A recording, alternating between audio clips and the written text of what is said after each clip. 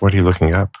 Something that I had a last-minute wild hair, hoping that I was remembering the right thing. And as is often the case, I was not. Unfortunate. It's terrible to be wrong. I think it's beautiful. You're one of those. You're one of those growth guys. It's funny because I hate being wrong, but what I mean by that is I hate that current state of being wrong, and I want to find out the truth so that I can then be right. Like, I don't want to argue until you believe my belief. I hate discovering that I didn't know the truth and want that gap to be as short as possible. Sure. Because we all have the, pride, ego, bias, all those things that make us wait and go, I don't know. Yeah. But it's just like, be open. Yeah. You're wrong. You're almost always going to be wrong. Just accept that. Yeah. I'm a bad mother. I'm a terrible parent. I'm a bad parent. I did notice she said parent at least a couple times. And when, I hate to be leaving everybody out. When I say she, I'm of course talking about our dearly departed. Have we poured one out yet for her? I mean, we've taken a little short hiatus between episodes because we had a show to do and and this is what happens. I'd like to say we were taking the time off to grieve, and that may be partially true, really. Yeah, I don't think you're entirely wrong here. When you get the news that an entertainer like Catherine O'Hara has passed away, someone who is like impactful, formed you in some ways and entertained you, how does it hit you? I think it varies quite a bit. Yeah, I mean, that's fair. I'm thinking about the more relatively recent occurrences like that for me. And I don't know, maybe I'm dead inside, but I read the news that Catherine O'Hara passed away, and you wouldn't have known it from the expression on my face. It's certainly a bummer, and the world is robbed of her genius because it really did seem like she had more in her based on her more recent work. So that's tragic, but I don't know, it's awful and certainly appropriate to pay tribute to her, but I don't know, I don't cry. I don't have to step away from what I'm doing and sort of, guys, I need a minute to process this or anything. I don't know what that says about me. This is admittedly an oversimplification, but if I can distill it down, I believe it's just two main factors, which is the amount of life lived by the person who passed and by the person observing it. And I can take a guess that the difference between you 20, 30 years ago and today is significant, not just in your own literal distance from death, right? You approach it, you're closer, regardless of how far away it is, you are closer to it every day. I'm older than I've ever been, yeah. Right.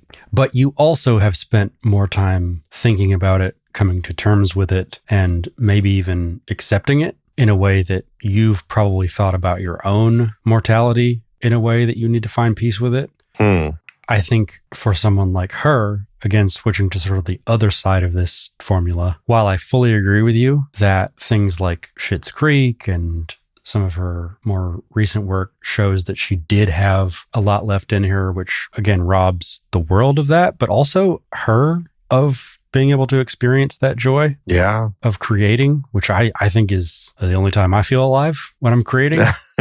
So I understand that. And both she and the world were robbed of those experiences. But if you were to check in on her life some years ago when there was a bit more of a lull, you might have come to terms with the fact that her career and public impactful life had kind of come to an end. Yeah, just... Was she taken too soon? I think so. Yeah. But was it also a fairly long and full life? Sure. I also think so. Oh, yeah. I mean, just crushed it for, 5 decades or so? Yeah, we're not talking about the age 27 curse here where she just... No. burnt out. I mean, maybe that's part of it. But also, I think there's something about me that just doesn't feel as much as I'm supposed to. I remember hearing that Catherine O'Hara passed away and immediately knowing what, obviously for this movie, but for so much other stuff, what an impact she had on my just artistic consumption, and being reminded of what it felt like at church, where everybody around me seems to be feeling something that I'm not feeling. There are a few different ways to speculate on that, and I'll pick one of them. Okay. Which is that you, in fact, feel so much and probably felt so much in your youth and as a child that you've now built coping mechanisms such that you have turned off those things because it's too difficult to feel them. That's my secret. I'm always sad. So if you feel things deeply, it would make sense that something that would push you over the edge might be something that you're just refusing to acknowledge. It's not a spectrum, it's a circle. And I feel so much that I'm back at zero. She's the best. Do you have a favorite Catherine O'Hara joint outside of Home Alone that's particularly resonating with you in these most recent moments without her in the world? Nothing that would be surprising because, like we say, the recent stuff with Schitt's Creek was way better than it had any business being. Oh, it's so good, especially her. But I also love Beetlejuice. Yeah, we're a big Beetlejuice family. Because she's just mom, really. She's third on the call sheet. It's Kevin, the house, and mom. And the call sheet of my heart. Mm-hmm. Well, I mean, she's a bad parent. Maybe that's why I don't feel anything. Which we learn about in minute 93. Here we are. Real quick question. Mm-hmm. If you were to look at these numbers, you've got 9 and 3. What's the relationship between those? Like if you were to do the square root of 9, what would it be? It'd be 3. This is Which is, okay. Magic. It's a magic episode. Interesting. No coincidences here. Mm. And you've got Kevin, Mom, and Gus, the Holy Trinity. Yeah, we've got about a 10-50 split here on this minute. Something like that, yeah. Which was a great band. Do you remember 10-50 Split? 10-50 Split. Not quite as good as some other bands I could name from the local scene. But we start with Kevin sort of putting the finishing touches on I guess we'll call this the Christmas room. It's very red and Croom. Yeah, the Croom. The Chromeo. Everything's very red and green. The formal living room. The holiday room. They probably, swap it out for hearts and stuff not too long after this. And then the music, Have Yourself a Merry Little Christmas, bridges over into a rented moving van going down the highway. We hear Kate, the bad parent, lamenting that she's no good. And Gus tries to cheer her up by explaining how terrible he and his bandmates are. And that's pretty much our minute. I think the real tragedy here by doing this minute by minute is that this scene with John Candy and Catherine O'Hara gets chopped up right down the middle. I didn't want to turn it off. Which is why it's interesting to do it minute by minute, because how many times did you have no problem just turning it off? Plenty. Right? But when John Candy's on screen, I cannot look away. I have many thoughts. The first of which is great summary. Jerod, thank you. In this difficult, trying time, it's important to acknowledge what we provide to each other. And the world. I summarize Home Alone minute by minute for the world. If you were to pass, I think because you never really had a lull, I think people would be a bit more shocked and a bit more likely to feel the depths of mourning. By all means, audience, go back and listen to all my summaries of Home Alone. I dare you to find a moment where I'm stagnant, where my art is not evolving, where I'm not revolutionizing the game of summarizing Home Alone minute by minute. And I mean, the commitment and consistency, right? You're doing Home Alone minute 48, 49 weeks out of the year. I'm a real piece of garbage. That comparison is always interesting to me because it's never like, no, you're not a bad mom. It's be like, no, yeah, okay. Let me just take you at your word. You're a bad mom. You know who's worse, though? Me. And these three guys. Let me throw them Does under the that bus make you feel better? In the hands of a less skillful team of movie makers, this scene gets like that, where she's in this moving van with like these actual like creeps. And she hears the story and she's like, oh, what about your kid? And they're like, oh, yeah, I got one or two. Billy, maybe. I think that's his name. And she goes, maybe I'm not so bad after all. It's tender. Like they could have done it that way because Kate does need like a little bit of development. They don't go about it in like like an elementary way. She realizes she left her kid at home and that's all she needs. She's good. She realizes she messed up. She's sitting here saying like, I'm a bad parent. I'm atoning for this.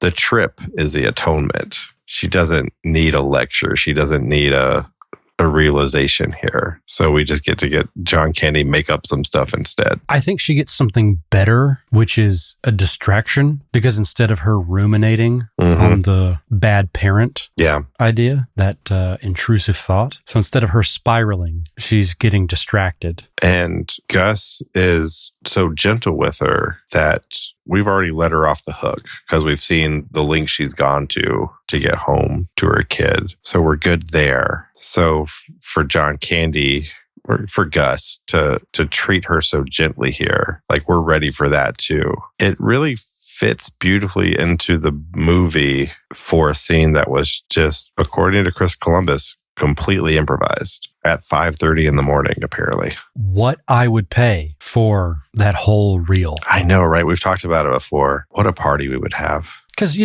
they had him for what, a day, I think? Yeah, I think they had him for like one long day. Probably 3 or 4 hours at the airport, 3 or 4 hours in the van. But that's compressed into, what do we have?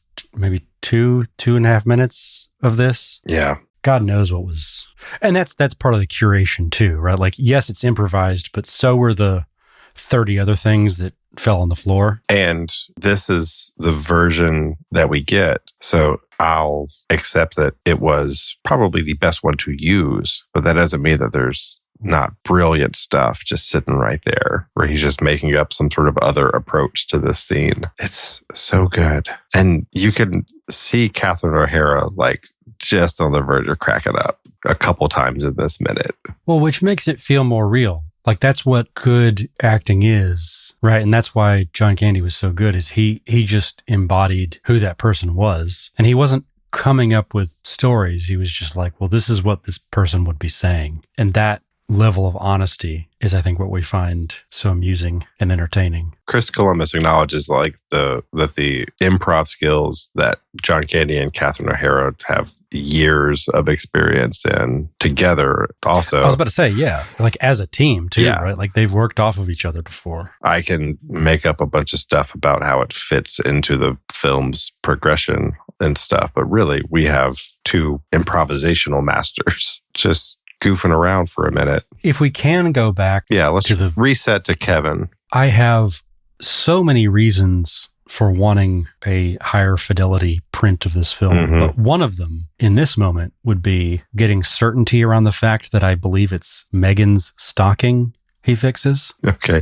It is kind of hard to make out the names. You can tell that they're embroidered, but it's hard to make out what the names are. You can tell mom and dad because they're on either end and they're different size. They're bookended. And Buzz and Jeff, just because of length of name, stand out. But Kevin, Lenny, Megan, it's a little fuzzier to tell. It's a little fuzzier. The reason I believe it is Megan, though, is because of the G coming down. And because I'm fairly confident the one sort of further to the right would be, not directly to the right, but like between the boys over the, like that one feels more Lenny. I'm forgetting now why I was confident in that, but. Well, here's an interesting thought. I guess I should scratch that. It's up to you to decide if it's interesting or not. I'm not going to force that upon you. I like that you have that confidence. Like, own that. Lately, you're like, I am beautiful. Lately, my daughter has been gaslighting me, and I don't appreciate it. She's telling me how I feel. She's like, you want to play. Like, no, I'm tired. I'm ready for bed. No, you want to play. And you can't tell a 4-year-old that, like, they can't tell me how I feel. Because then you would be shutting down her career in hypnotism. Precisely. I want to leave all the doors open. Here's a thought. I will let you and the listeners decide how interesting it is. The McAllisters have a dog. The dog does not get a stocking. Because he's not there. Do they board the dog every Christmas? Whether they're traveling or not, it's like, we can't have you around. We're not going to get you anything. This is a human holiday. It's the birth of the human savior.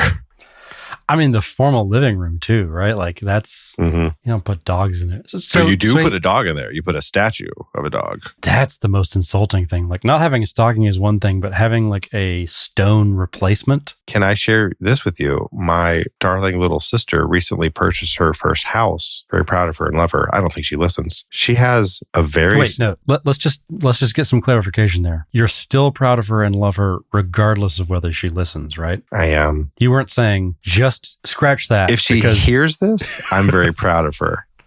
If she doesn't hear this, did I make a sound? I don't know. But visiting... Wait, if she doesn't hear this, I'm proud of her. Okay. Recently visited her new house, and she has an almost identical dog statue. What? It's not the same one, but when I walked to the house and saw it, I was like, oh, no. It still falls into the category of things that make me go, huh, which is dog statue. Yeah. And a very specific, like, tall, skinny, like, but sitting down dog. Did you ask her about provenance? She lived at our grandfather's house for quite a while. So a lot of the stuff that she has is the stuff of like our grandparents that still happens to still function. But I don't know. I'll ask her. Or maybe I'll wait until she listens to this and then she'll tell me. After she listens, I will still be proud of her. Okay. We'll just both be proud of her at that point. And I'll only tell her that I'm so very proud of her and she's my favorite member of the family if she hears this. If she doesn't, who is then your favorite member of the family? They know. This is the red and greeniest shot in the movie, I think. Kevin in the formal chromeo. Yeah, I think we dove a bit into that last minute when we were in this room. But just really taking it in here, like they set the camera down, they let you breathe it all in. Whew, it's Christmas. Well, because again, he's like fixing a stocking in a immobile shot. Like they are milking it, and intentionally so, and tastefully, I'd say. I have a 1-question pop quiz for you. Oh no! I think you're going to get it. But I have a 1-question pop quiz. So much pressure. I know. I believe in you. How many nutcrackers are there? I see 2 on the right side of the table, another one on the table. I just can't see if there are any others in this scene. I'm going to go 3. You're right. Yes. As far as I could look, I scoured the frame, perused it as much as I could. I only saw the 3 nutcrackers, 2 on the right, 1 on the left. 1 dog.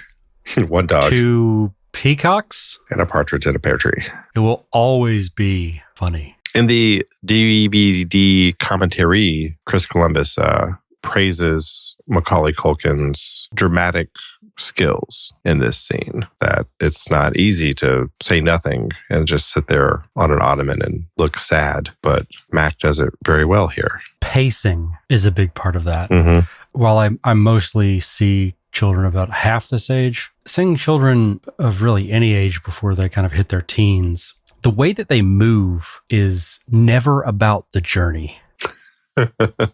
No? Okay. Not my experience. For my daughter, it's all journey. Say more. If we're walking from like a store back to the car or the car to the thing, there's a lot of detours. It's like Billy and Family Circus with like the dotted line, like going like through the neighborhood, you know?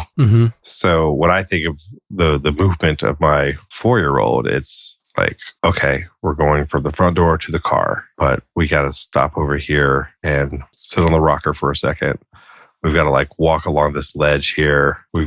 So it seems like very journey oriented. It's any way she wants it. When I say about the journey, I'm kind of referencing this idea of adults talk about stopping to smell the roses. And that doesn't necessarily mean going off the beaten path to find roses to smell. It means stopping, pausing, reflecting, taking it in, as opposed to this constant hum that I find to be true of the way that children move, which is, yes, it can be erratic and meandering, but it's not contemplative. Okay. Because Kevin's not doing what we think a kid would do if a director was telling them what to do. If a director was telling you, go stand over here, I think most kids, you would see them focusing on how to get there and stand there. as opposed to doing that while doing some reflection on what's happening. Yeah. His movement is full of emotion here. I think the words that Chris Columbus used were a real sense of loneliness. Like he's lonely. So I think we're all agreeing, you, Chris Columbus, me, that he's projecting that emotion of loneliness really well with his movement or lack thereof. Yeah, would a better way to say it be that movement is secondary? Secondary to what? To thinking and feeling and reflecting. For a child. For this child in particular, right? Because maybe for all of us? I think what I'm trying to do is I'm trying to name and articulate what Chris is trying to point out about Mac in this, which is that children aren't always thinking when they're doing. That is true. They're just doing. And you can see that visually with movement. Whereas Kevin, Mac, who is doing the work of Kevin right here, is doing a great job embodying what appears to be someone more mature who is thinking while moving. He can think and move at the same time. That's what's really impressive. That's what we're getting at, right? If he were chewing gum in this scene, ooh, watch out. They would have signed up for 4 more movies instead of just 1. 5 more? Because it'd be 2 trilogies, right? We were robbed. There's a lot of what could have been for this episode, I guess. I do think it's interesting that we've gone down this path of talking about children when Ziggy's never even met his kid. The fun thing that I never pieced together until I heard Chris Columbus explain it was that they, of course, didn't know what John Candy was going to be talking about or anything. So the shot of Joe, Ziggy, and Eddie sleeping, they had to get that later after John Candy already went home and stuff because they didn't know that they were going to need a shot of like these 3 bums who don't treat their kids very well. So that was a shot that sort of John Candy necessitated from his improv. He loves creating work for people. I like that. Yeah, is that annoying or is that job creation? When you're in the hands of a master, you do what it takes to let that master shine. But I love the idea of them letting John Candy just go off and say the things he wanted to say. And then as he's saying it, it's like, Chris Columbus, a good director's going, okay, so I'm going to need a shot of those guys. So I'm going to get that later. We're going to have to reverse and shoot these guys, keep them for an extra hour. It loops back onto itself. It's like a pre-retcon. That cool idea that here we are in a movie set and like you're just going to let John Candy make up some stuff and roll with whatever he gives you because it's good. Maybe the best thing in this minute is the exact amount of time he spends thinking about whether or not he's ever left a kid home and gone on vacation without him. He considers it for so long. Like he reaches back through all the vacations he's gone on, all the moments he's had with his kids. And he goes, no. And to watch Catherine O'Hara watch him take the exact amount of time that he takes to just say no and watch her almost explode from it. I just love it so much. It's really, really great. Which brings me back to my earlier point of how many other minutes did you have a lot of trouble turning it off? There aren't always minutes where I want to tell everyone, hey, go back and rewatch this if you're not following along. But yeah, for that. Well, and from if you're listening soon after this was released, we're still feeling the ripples of Catherine O'Hara leaving us. So this is a great scene to revisit for that sake. Yeah, as of the time of this recording, we're all still wearing black and she's in the dining room. It struck me the other day, like if I was trying to explain to like someone who's never seen this movie, just how good this scene is and how brilliant like both of these performances are in this moment.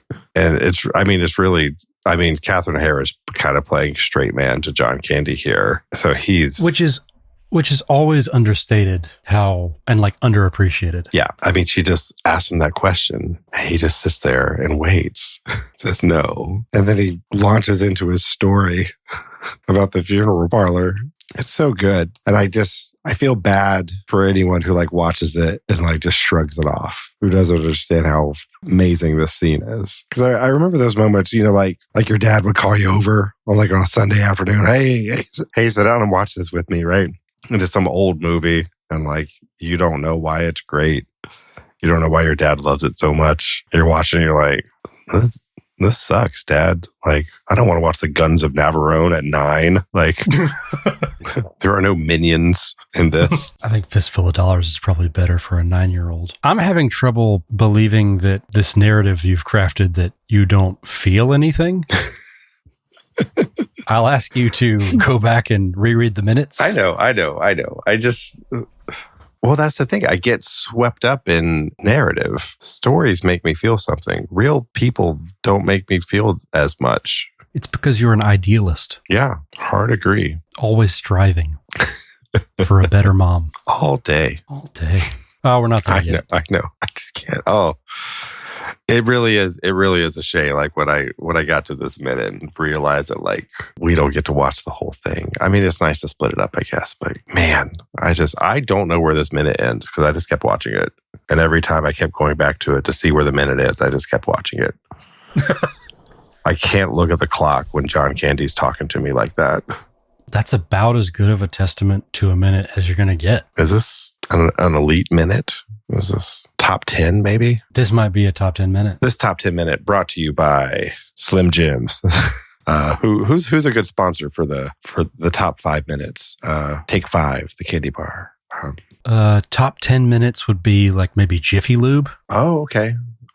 Or maybe Jimmy John's. Jimmy John's. Okay. It's a Jimmy John's top. Every minute counts. We're just giving this stuff away. We're just giving it. Jimmy John's, send us some coupons. If we want to sell out to Big Pharma, we could do the Minute Clinic. I've been dying to sell out to Big Pharma. I've been waiting for Big Pharma to ask. I get all these emails about like how to optimize our podcast and stuff, and nary a one from Big Pharma asking me to sell out. I think it's because Big Pharma is kind of like the hottest girl at school and no one thinks to ask her. Like you could just ask and you'd just get a massive sponsorship. There is, in one of my classes of seniors, I have this one sort of a dorky guy. The hottest girl in school? No. I have a girl in that class. I was really like worried about you going Epstein on me there. You're like, and I'm thinking about asking at the prom. No, quite the opposite. There's a girl who got moved into my class. She was in one of my class periods and she got moved to this other one for some arbitrary reason I can't explain. And immediately, like this guy in the class was like, "Hey, is she single?" And I immediately, without knowing her relationship status at all, I was like, "Oh, she has a boyfriend." Just because I couldn't face the idea that I would be responsible for this dude. For broadening her horizons? Yeah, how dare you? I don't see it as a match. And why not? I like these children. I love them as my professional duties require. She doesn't deserve someone as annoying as him. You don't think she would find it endearing? I do not. I'm all for love. I've attended weddings of former students. I love it. I love love. This one's not happening. Even if you're right, how do you feel about removing her agency? Oh, I'm like the dad who got in the way. Again, you could be right, but that still doesn't completely... It's not my place to be right. Correct. Okay. Fair. Like her choice. And like... It's important that you empower her to be able to make that choice. See, but I want her to have a great life. So in that sense, I am pro-choice and pro-life.